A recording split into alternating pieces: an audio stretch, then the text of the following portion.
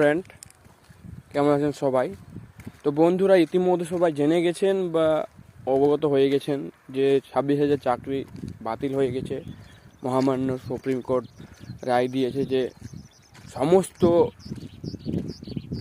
2016 সালের যারা চাকরি প্রাপক হাই স্কুলের ক্লার্ক থেকে গ্রুপ ডি থেকে গ্রুপ সি সবারই চাকরি বাতিল।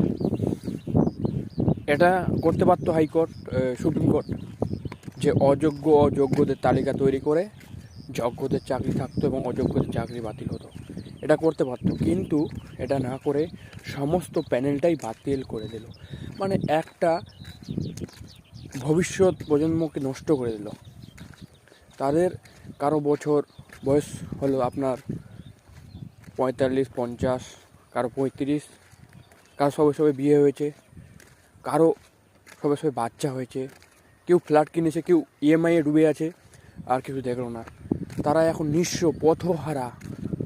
তো বুঝতে পারছেন বন্ধুরা, চাকরি করার পরেও প্রায় 15-16 বছর চাকরি করার পরেও চাকরি নেই।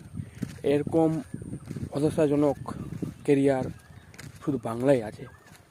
বাংলায় নয়, প্রতিটা রাজ্যে আছে, কিন্তু প্রতিটা রাজ্যে থাকলেও বাংলাটা বেশি ফোকাস করছে। সত্যি এত দুর্নীতি আমরা মানতে পারছি না।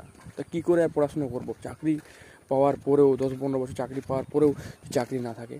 তো বন্ধুরা, খুবই খারাপ, হতাশাজনক আমাদের জন্য।